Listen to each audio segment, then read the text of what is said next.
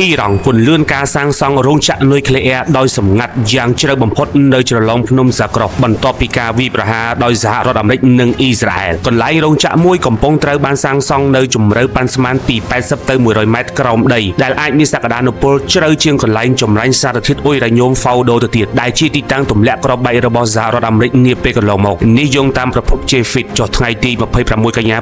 2025អ៊ីរ៉ង់ពិពណ៌នាជាផ្លូវការអំពីគម្រោងនេះថាជារោងចក្រផលិតឡាបូពិសោធន៍ដើម្បីជំនួសកន្លែងដែលត្រូវបានបំផ្លិចបំផ្លាញកន្លងមកអ្នកវិភាគប្រមានអំពីទំហំនិងជម្រៅបង្ហាញពីគោលបំណងរសើបបន្ថែមទៀតលោកស្រី Zaret Bucket មកពីវិទ្យាស្ថានវិទ្យាសាស្ត្រនិងសន្តិសុខអន្តរជាតិបានប្រាប់កាសែត The Washington Post ថាការពិតដែលពួកគេកំពុងបន្តសាងសង់នោះគឺមានសារៈសំខាន់ណាស់ស្របពេលអ្នកជំនាញជឿថាទីតាំងនេះអាចរក្សាទុកប្រតិបត្តិការចម្រាញ់សារធាតុអ៊ុយរ៉ាញ៉ូមដោយសម្ងាត់ឬបម្រើជាឃ្លាំងសុវត្ថិភាពសម្រាប់ឃ្លាំងស្តុកសារធាតុអ៊ុយរ៉ាញ៉ូមកម្រិតជិតផលិតអាវុធរបស់ប្រទេសអ៊ីរ៉ង់ការពង្រីកទីតាំងដ៏អាត់កំបាំងនេះបានកើតឡើងនៅពេលដែលអ៊ីរ៉ង់ធ្វើការដើម្បីរក្សាលំនឹងគ្រឿងបដិខាដែលត្រូវបានបំផ្លិចបំផ្លាញដោយ Operation Midnight Hammer ដែលជាយុទ្ធនាការទម្លាក់គ្រាប់បែករបស់សហរដ្ឋអាមេរិកកាលពីថ្ងៃទី22មិថុនា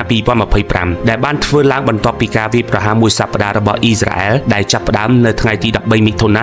2025ការវាយប្រហារនេះបានកំណត់គោលដៅលើទីតាំងនុយក្លេអ៊ែរសំខាន់ៗចំនួន3រួមមាន Fordo, Natanz និង Isfahan ដោយបានប្រើគ្រាប់បែកដ៏ច្រើនមហាសាលទោះបីជាយ៉ាងណាក៏ដោយសារធាតុអ៊ុយរ៉ាញ៉ូមប្រមាណ400គីឡូក្រាមដែលសម្បូរទៅដោយភាពបរិសុទ្ធ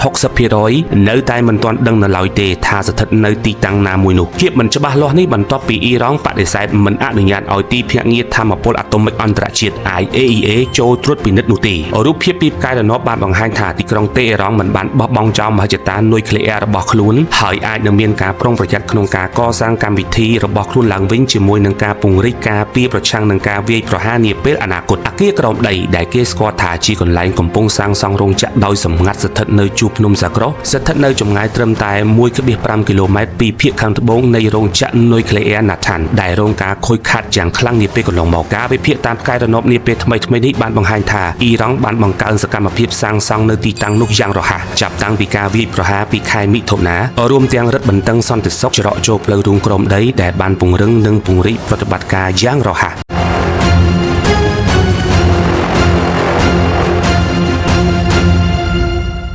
សម្រាប់ប្រិយមិត្តដែលមានបំណងចង់ក្លាយជាអ្នកផលិតមាតិកាចម្រុះឬមាតិកាផ្សេងៗយើងខ្ញុំមានទទួលបង្រៀនដោយតម្លៃពិសេសត្រឹមតែ